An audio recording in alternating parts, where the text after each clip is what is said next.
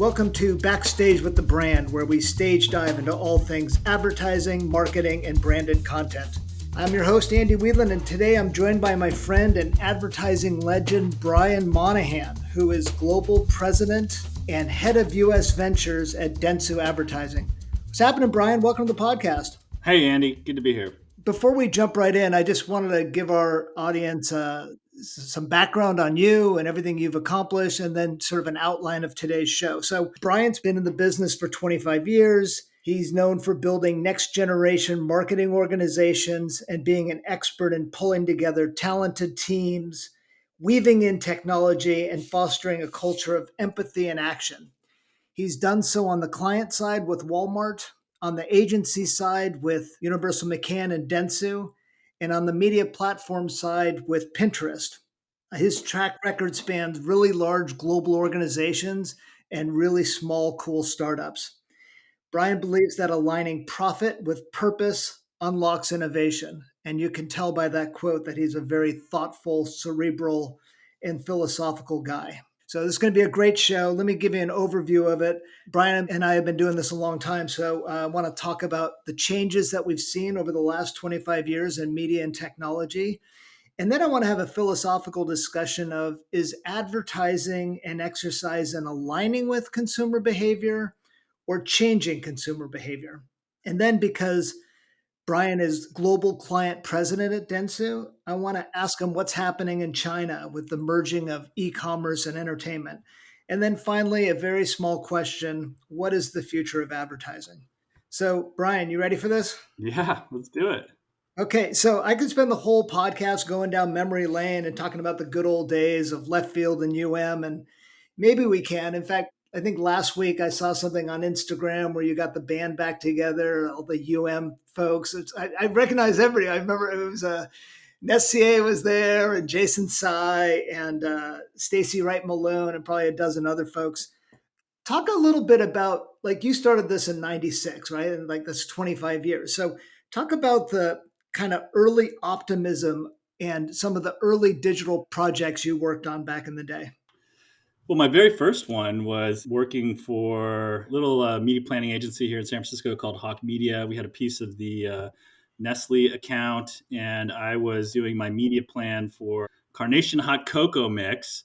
And this new thing, the internet had come out, and we had this bright, young, freshly minted MBA client at Nestle who we kind of said, hey, maybe we ought to try to do something with this internet thing. And the thing that we came up with was timing our advertising was basically weather triggered coupons for hot cocoa mix. When the temperature fell below certain degrees, we ran ads that you could click on and print out a coupon for hot cocoa mix. And we did it on some like local news sites, which were some of the early ad supported publishers.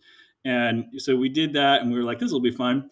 And then I got a panicky call from my client about like midday, right after the campaign had launched, where he called me. He's like, hey, you got to get that internet stuff down. The coupons we've redeemed like 5x what I have budgeted for the coupon redemption.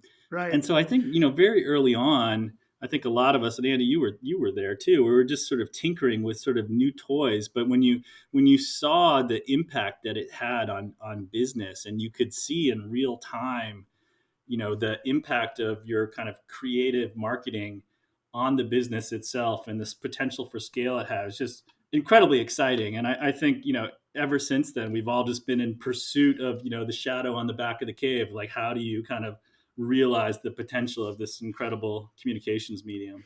That is such a great idea. And I sort of remember, I remember when I was at Yahoo, we tried to do something with Diet Coke where if it was good weather or there's good news, we wanted to do happiness marketing. And if people are depressed or there's like some tragedy, we do like sadness marketing, we'd probably just freeze the campaign. But that is still a solid idea. First of all, cocoa's delicious. Second of all, you only want to drink it if it's cold out. I think that kind of thinking and logic we need more of today. And even 25 years later, where we have better tools, I don't think we're doing as good a campaigns as that. I mean, I'm sure it's easier now because of buying platforms and things like that, but I see a lot of spray and pray banners. I don't see a lot of really thoughtful, strategic, weather related, targeted campaigns. That was a good one. I mean, it's interesting, Andy. I think the craft of doing the craft of taking advantage of what the internet enables as a communication medium, right? So this sort of right message to the right person at the right time. The craft of deploying that, it runs into like the reality of, creative is hard, and making like interesting creative is hard, and it's hard to do at scale. And so you can solve it when you have like a tight brief, right? Like, give me the freedom of a tight brief, like easy, one use case, one piece of creative, one type of media buy, boom. It's when you start trying to kind of do it at scale, and you start, like, I think about when I was at Walmart, and we're sort of personalizing our digital circular based on weather patterns around the world, around the country. Like, you basically start just sort of creating this grid of items, and you lose some of like the creative magic when you start trying to put the technology at scale. And I think in many ways what's super exciting about the industry right now is the creative storytelling is trying to catch up with the underlying technology that delivers messaging to put more compelling work on top of it. Yeah, that's interesting. And look, you started doing this 25 years ago, and you were in agency world a long time. And then for 7 years, you left and you went to Walmart and you went to Pinterest, and now you're back at Dentsu. Are you surprised at the amount of change in media planning? Like, has it fundamentally changed in the 7 years that you were out of the media agency business? Yeah, yeah. I had a failed startup there in the middle too. So yeah, dude, like totally. So I feel like what I was trained as a media planner, that I am still relearning how to be an audience planner. And I think there is a fundamental different way that we go to market now around creating audience segments. What are the data sources that enable the creation of a segmentation? How do you reach segments within the right context? How do you think about creative? How do you stitch together that next step in the customer journey? All of that is a very different craft than what I was trained in, which is really like understanding humans as reflected in their media choices, and sort of planning from their media choices back in, as opposed to like taking the audience and going out to wherever you can find them. Let me ask you this. So, when we started, TV was still king. You can reach large aggregated audiences with TV. And, we were kind of the redheaded stepchildren of media. Digital was small and you can come up with interesting ideas like the hot cocoa idea. And somewhere along the line, the tables turned, and now digital is certainly, in terms of consumption and time spent, people are spending more time on digital than they are on TV. But even in terms of ad spend. Like, there's more money in digital than there is in TV. Back in the day, even though digital was growing, TV was the big dog. People wanted to talk about their spot, what shows it was going to run on, what audiences you were reaching. And then, like, in the last 10 minutes of the meeting, it's like, oh, yeah, digital, do this, this, and this, and move on. Now that digital really is king in terms of media, does it get the timeshare, or is TV still the dog? When I say the dog, I mean the big dog. I have like 28 metaphors in there, Brian. I'm not sure if you understand the question. What I'm just trying to say is, do we belong at the big table? And do clients want us to be at the big table? Do they want to talk about digital first, or is TV king? Oh, my experience, it's absolutely a digital first conversation with clients. I mean, TV is important. The inconvenient truth is the available reach is just dropping. And, in the old days, it was pretty simple because you had kind of your above the line, you had your audience coverage, reach, sort of brand perception media.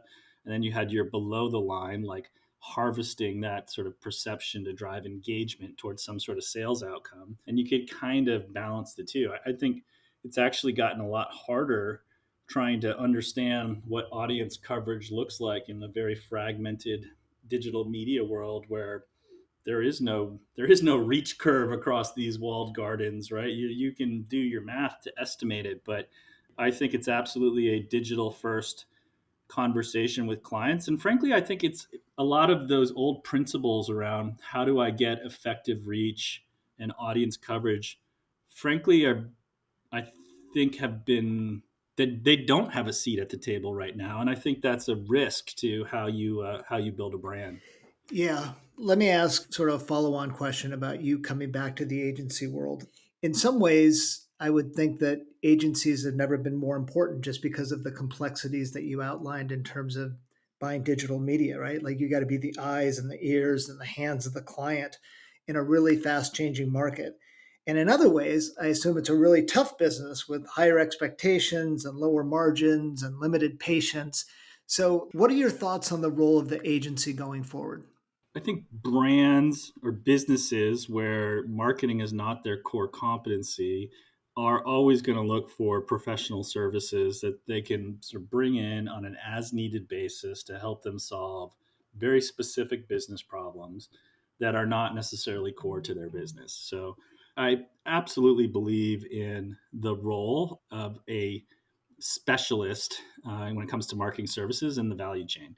And I think that world has gotten more complex and it does require more specialists that need to be knit together to effectively go to market at scale. And I think it's hard to build that inside your own organization at the client side. Now I do think the agency world has gotten more competitive.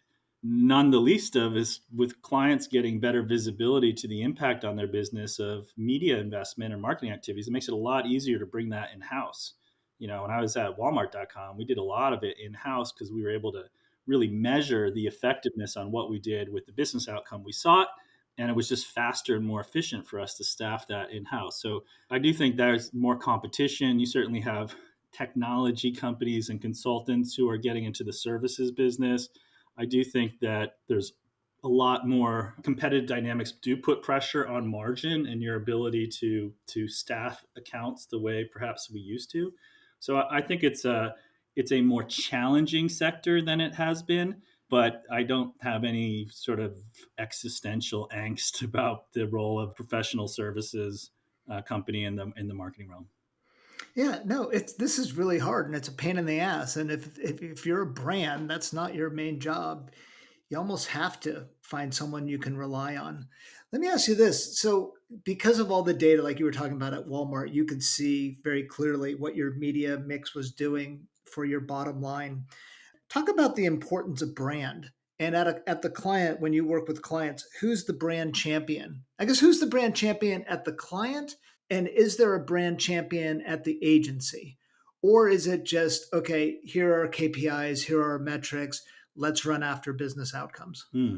I think this is a great question, Andy. Like, so who is the brand champion and what are the KPIs that justify those activities or sort of direct you to a set of activities to support the brand? It's a tricky one. And I do see some clients that will have like a dedicated brand person who often doesn't actually control the sort of big advertising budget, but kind of sets like brand strategy, or more commonly, I think that the advertising leads will also own brand. But it's a tricky one because brand fundamentally gets you to, it unlocks incrementality and improves lifetime value. Both of those are really hard outcomes to measure, right? It's much easier to measure sort of like immediate reaction to the stimuli. Do you feel differently in that moment? Did you take an action? And it's much harder to get to sort of the emotional bonding and kind of what that ultimately unlocks in the relationship. But I think what I hear a lot of clients talking about is incrementality, right? Like, how do I know that I'm getting truly incremental growth? And what's exciting to me is at the end of that rainbow is like, oh, we need to make people love our brand. So, how do we make sure that we've got the right activities woven into everything we're doing to ensure brand love is part of the execution and not just like harvesting leads or something like that? Yeah, it really is two sides of the same coin. And if you have a client that is asking you to focus on incrementality, you're going to get a lot of like small optimizations and incremental lift. But if you have the luxury of working with a great brand, like think about the great brands, right? Like, I mean, Tesla, Apple, first of all, they don't even do that much advertising because they don't need to. But if they were to do a direct response campaign, or a sort of a digital campaign, they would perform so much better than any other brand because they've got a great brand. So it's this sort of like chicken and egg, two sides of the same coin sort of metaphor thing. Brand is super important, but when we have the tools and ability to check messaging and reach certain audiences and see the results, I can see how we sort of go down the rabbit hole and sort of like almost exclusively focus on that. But I think it's dangerous. Hmm. Yep, I'd agree. Okay, so let's get even more philosophical. Let's talk about consumer behavior and how it's changing. And like with COVID, we saw, I don't know if we saw consumer behavior change, but we saw some of these trends that we saw happening be accelerated. And one of those changes was this rapid adoption of ad free streaming services like Netflix and Hulu and Tubi. I guess they're all sort of different flavors, right? But it looks like consumers are fleeing ad supported channels in droves, and it makes it hard for agencies like Dentsu to aggregate reach. Is it our own fault because we were trying to jam and change consumer behavior that consumers actually changed behavior and said, screw it, regular linear TV is an unwatchable experience. I'm going to go to streaming services that are ad free, and now you can't even reach those folks. This is a big, giant hairball of a question. And it's something that I think about, right? It's like if we had just treated these consumers with a little more respect and shorter ad pods and more delightful experiences, maybe we'd still have linear TV. Maybe we'd still be able to aggregate audiences. Or is it one of those things like, screw it, technology's better. People are just going to go to whatever they're going to do. Well, I think that is kind of a hairball of a question, but I think it's the fundamental issue we face as an industry right now is that COVID has accelerated consumer behaviors. Basically, it's basically accelerated consumer intolerance for interruption. And once you go to a ad free or ad limited streaming video platform, as an example, you become far less tolerant for interruptive ad breaks going forward, right? And we see that in channel switching. We see that in ad skipping completed video views. Like there's ample evidence that it's not just that the reach is no longer there, it's the behavior of sitting through that interruptive ad break has been rewired. That expectation has been reset. And so your question then is like, well, did we cause that flee because we just poisoned the environment with interruption? Possibly. I think people have also just realized, I think the smartphone in your hand has also made you realize there's a opportunity cost to your attention. And if you're kind of sitting through an ad, you could be swiping videos and TikTok. And like there's just an opportunity cost to people's attention right now, which means the bar for holding attention is higher in terms of the value that you're delivering. So, I don't think interruptive ads are completely going away, but I think you're right. We have to really get it right in terms of entertainment value or usefulness. And frankly, I think we just have to get more creative about, ad slash content slash utility, things that are just sort of swirled together and are not predicated on interrupting what somebody was doing in that moment to pay attention to your commercial message.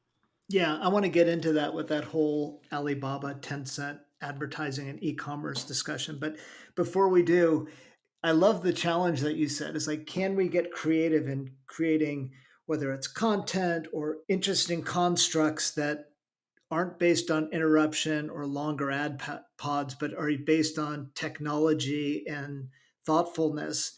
Do you have any examples of what might be coming in terms of using tech to deliver these kind of delightful experiences? The reason I asked that question is this morning I saw something that looked pretty cool. Like we all have Zoom fatigue, and it's like Jesus, like the last thing I want to do is sit on another Zoom call. However, Google's come out with this thing, and it's like this Project Starline, which is 3D video chat. And like I saw a demo of it, and it's like, man, this is really good. It's not two dimensional. It's like you're really talking to someone that's there. And they have to have the technology to make the 3D render. They need the bandwidth to deliver it, and then they need to show it on a 3D screen so you see the person that you're talking to in 3D. Like that has the potential to be like a really neat thing because with COVID, we're not going to see people as often as we did in the past. And so to see them in some sort of 3D digitally rendered thing, that could be really cool. Do you have any other like things that you're seeing or that you're working on that might be cool? I think game engines are bringing a lot of innovation to how we produce and render and consume content. And I think ultimately they will lead us to experiences that are not that sort of interruptive, low value exchange linear TV ad experience model. But we're looking at, I mean, on the Dentsu venture side of things, there's a lot of really interesting startups.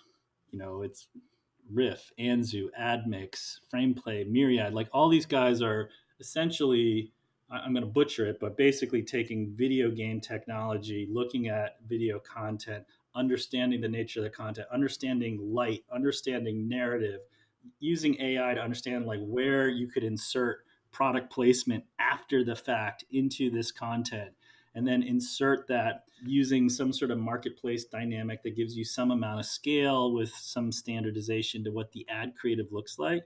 And I just think that's a fascinating world of like, could you actually do product placement at scale with some layer of targeting to it and some degree of measurement, and like, if you sort of solve some of those things that have caused friction in the past. But I do think there's a lot of innovation happening in that area specifically.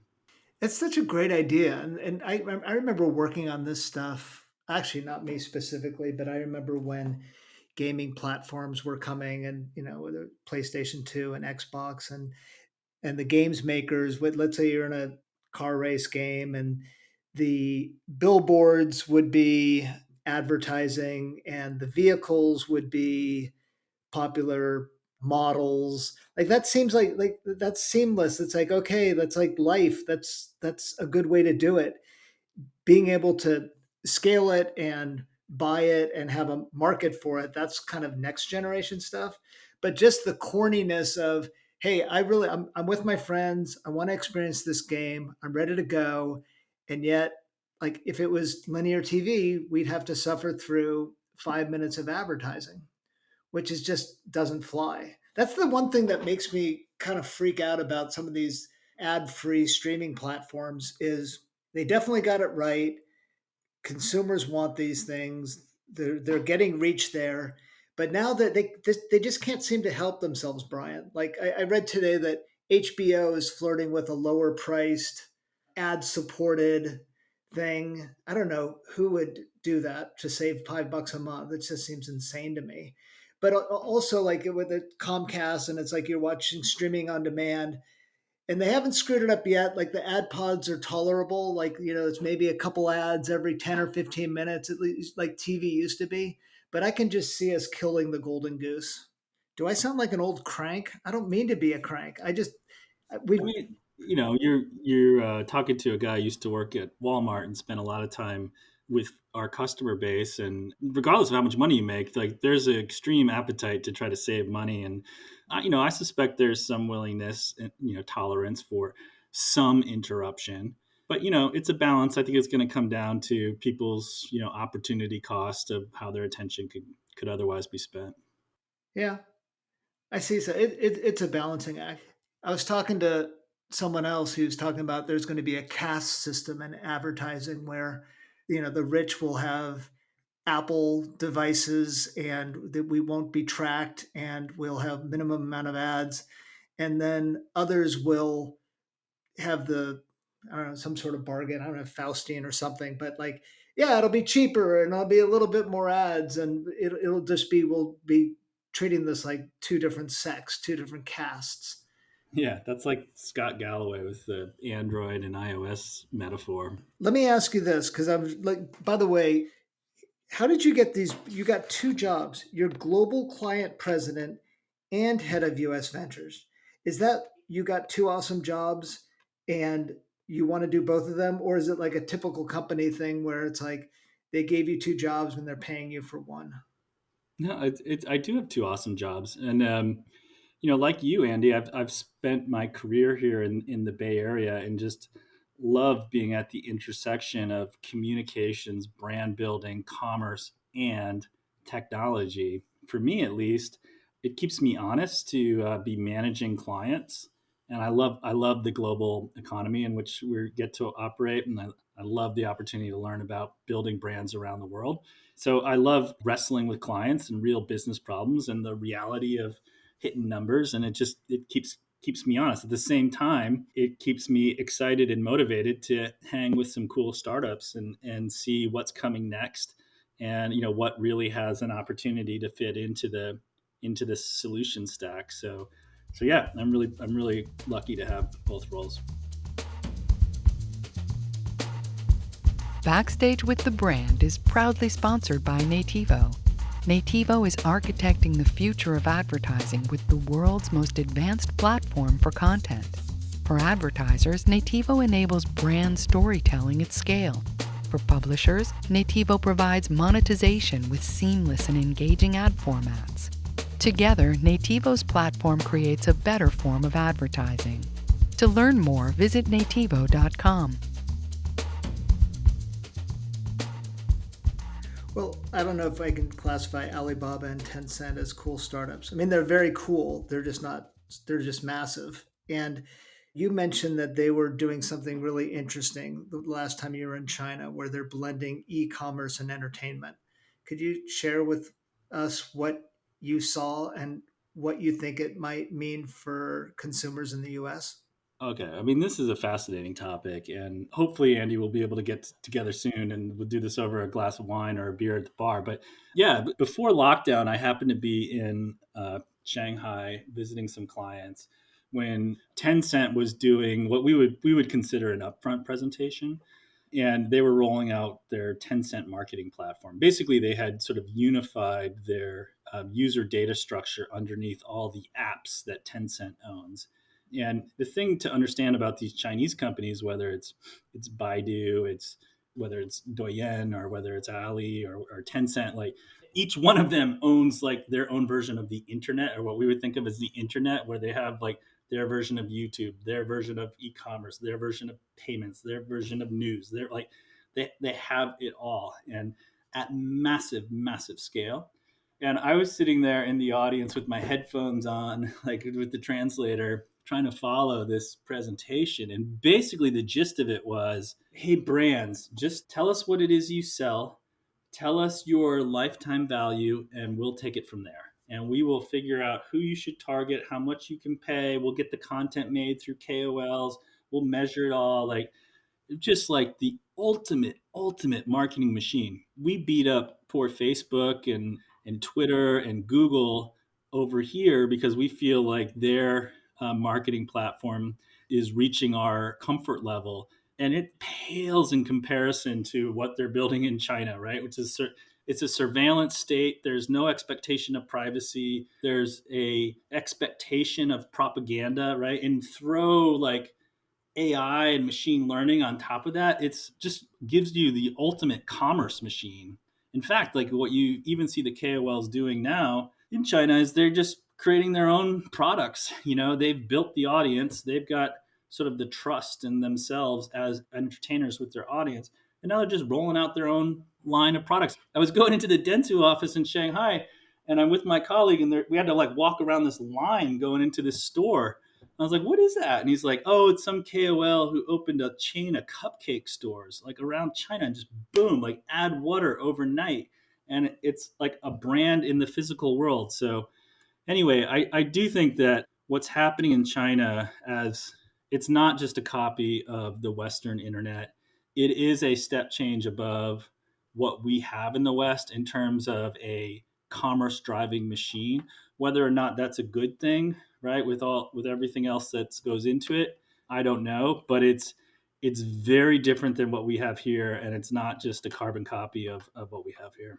So, do each of these holding companies, and you'll have to educate me and the rest of our audience. So there's Alibaba and there's Tencent and there's Baidu and there's these holding companies. Does each holding company have multiple services underneath it? Does each have a YouTube? Does each have a social platform? Does each have mobile payments?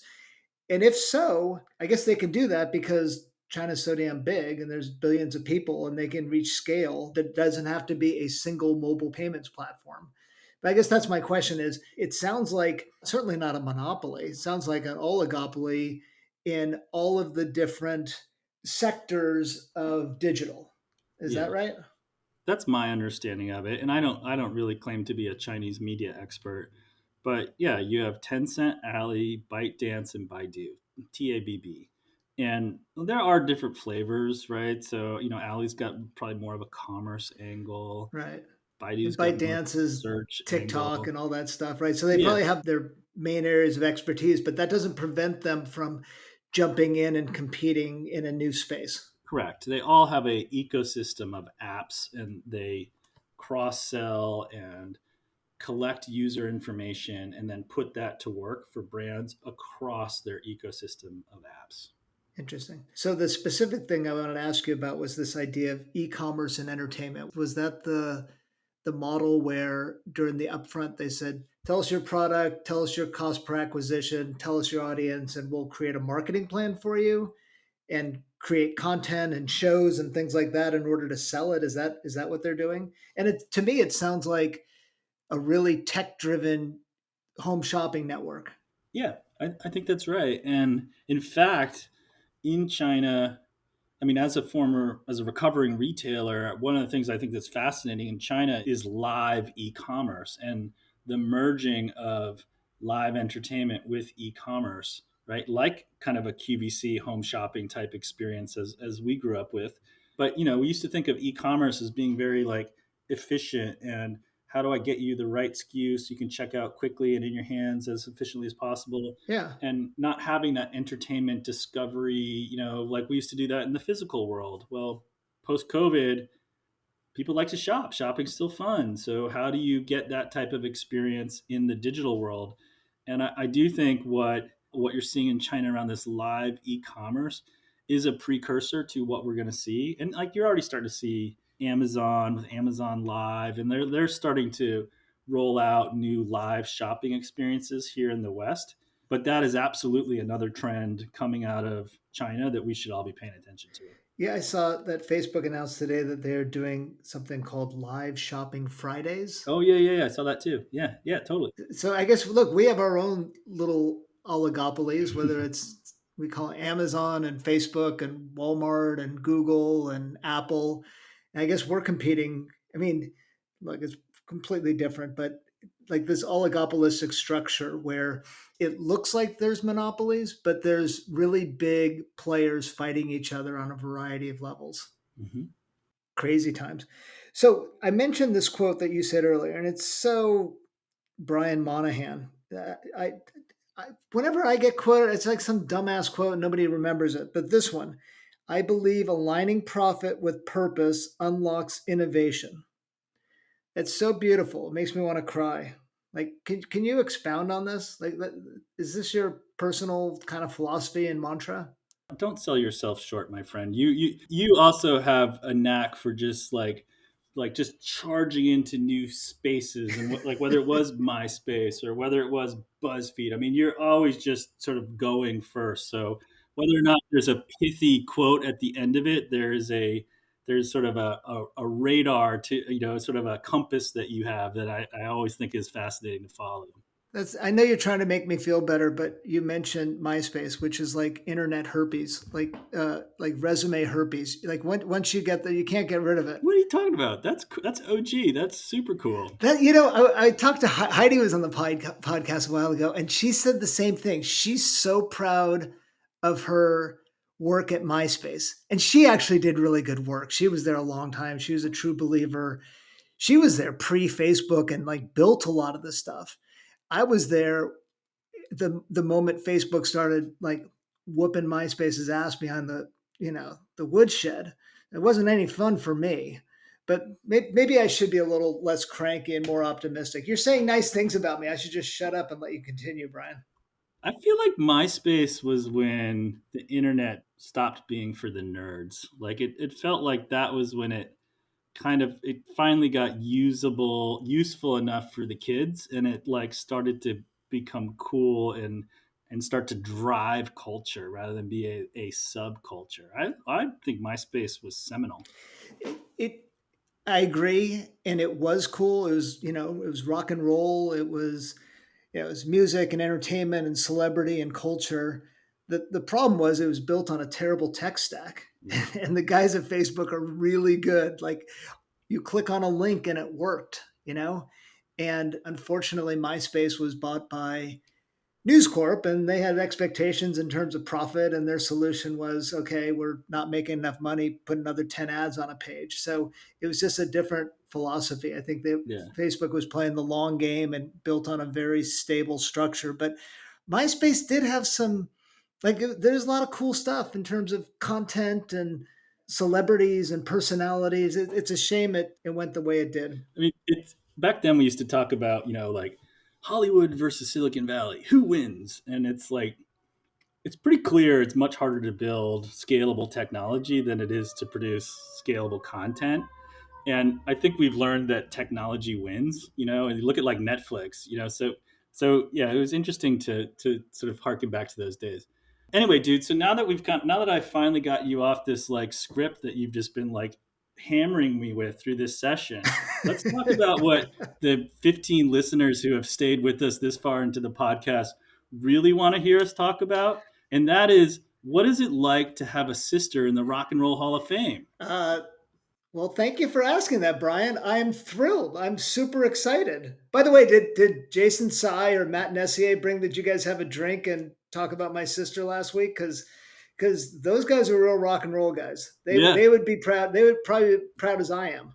Yeah, we were. We did. We got the old school crew together, and we're playing the name game, and we're like, yeah, like, holy shit, Andy's sister, who he grew up, is now in the Rock and Roll Hall of Fame. I mean, like, that's just incredible. And and for those of you who don't know, Andy's sister Jane is one of the songwriters and guitarists for the Go-Go's, so newly inducted into the Rock and Roll Hall of Fame, and just incredible. Yeah, I'm super, super stoked and super proud of her, Brian. And in some ways, like, it doesn't matter. Like, they're a great brand and she's a great artist and creative person. But at the same time, it's like great to get the recognition. So when the news broke, I booked my flight to Cleveland. I asked her, she's going to be on the podcast in a couple of weeks. I don't know what we're going to talk. I think we're going to talk about TV commercials that like made an impact on our lives. Very cool. Because we grew up in the 70s and 80s, big family, we had my mom and my dad and the TV were babysitting us. So I think our brains were shaped by television commercials. I think that might be a fun topic. That is interesting. Yeah, sort of culture that shaped you. So you're a kid growing up and like you're like what? You have this like cool older sister who like probably doesn't give like time of day to her snot-nosed little brother, and you're just like rifling through a record collection being like, she's so cool, or it's like, what is that household even like? Well, yeah, it's funny because I'm the youngest. I have a brother who's 12 years older than me, and he sort of steeped us all in the classics. So, the Beatles and the Stones and the Who, and like I really learned a lot just through osmosis.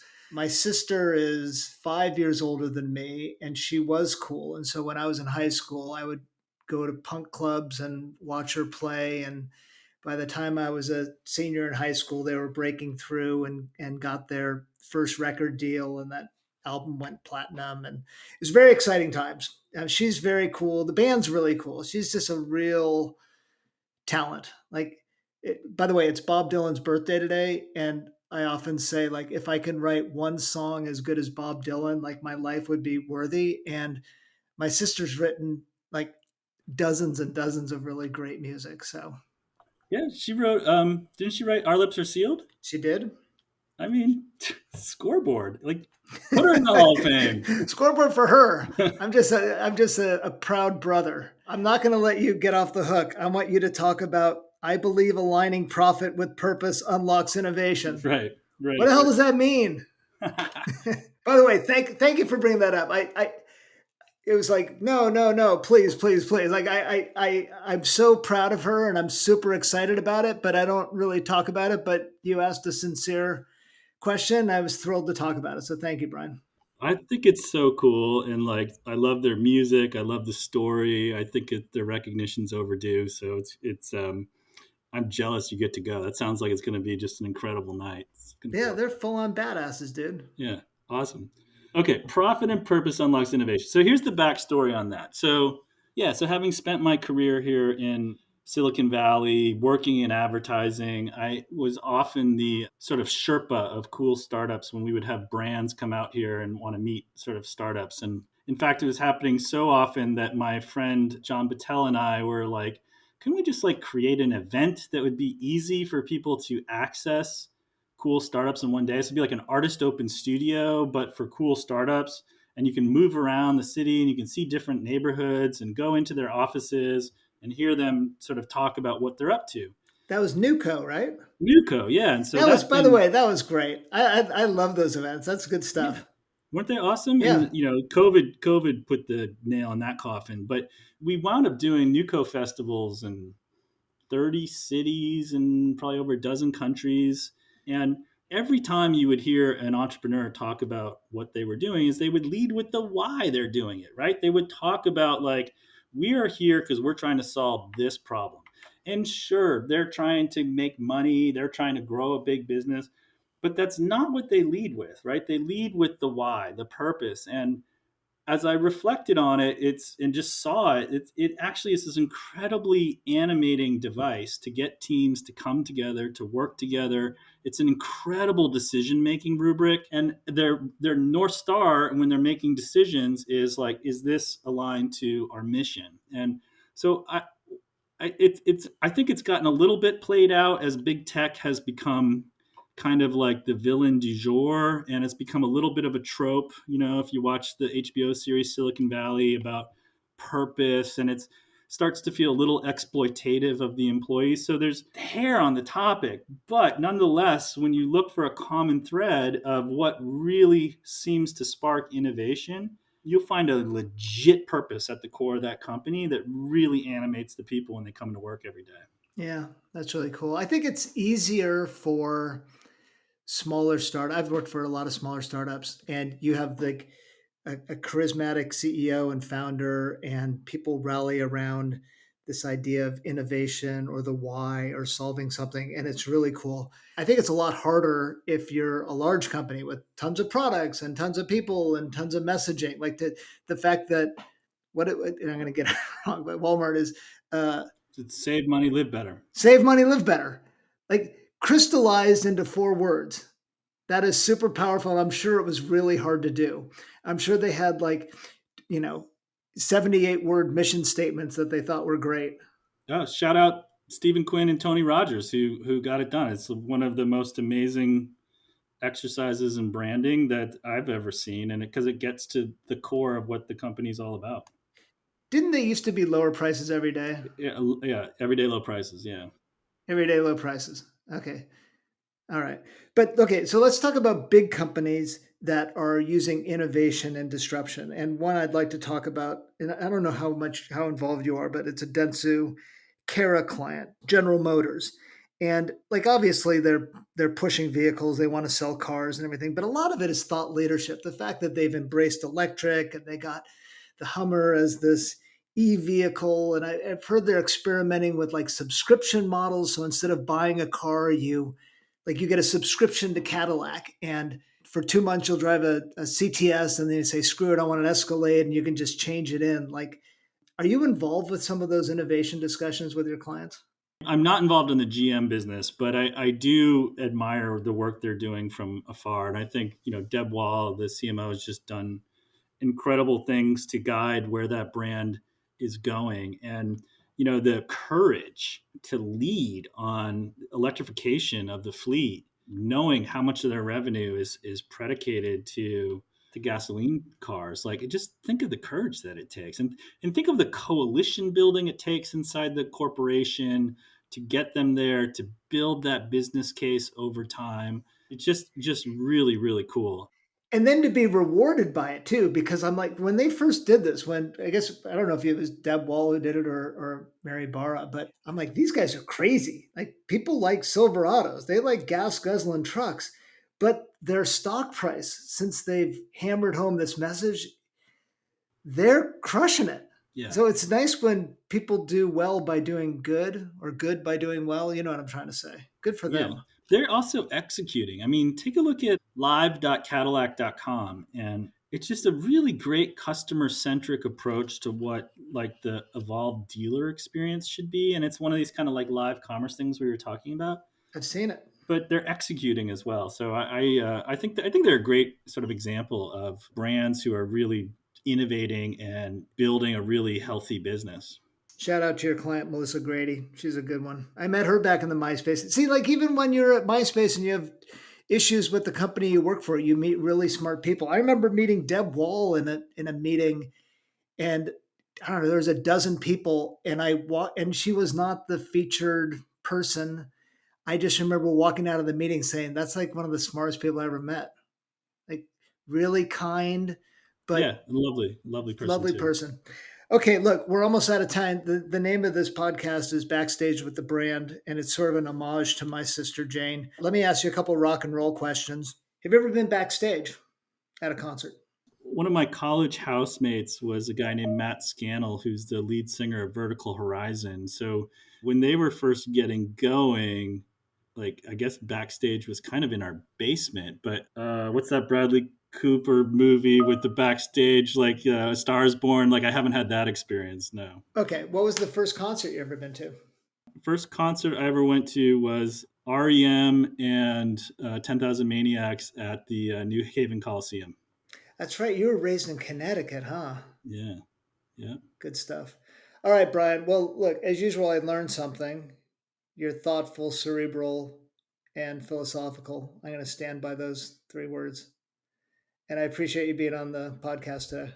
Thank you for having me, Andy, and thank you for creating the forum to keep pushing our industry forward. Appreciate you. Oh, I appreciate you. Thanks for everything. Thanks, Brian. All right, take care.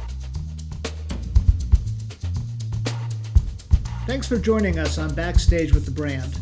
We hope you enjoyed today's episode and maybe learned a little something. If you liked today's episode, please consider sharing with a friend, rating the segment, or subscribing to Backstage with the Brand. Special thanks to our sponsor, Nativo, as they architect the future of advertising. Thanks for listening, and remember, no matter where you go, there you are.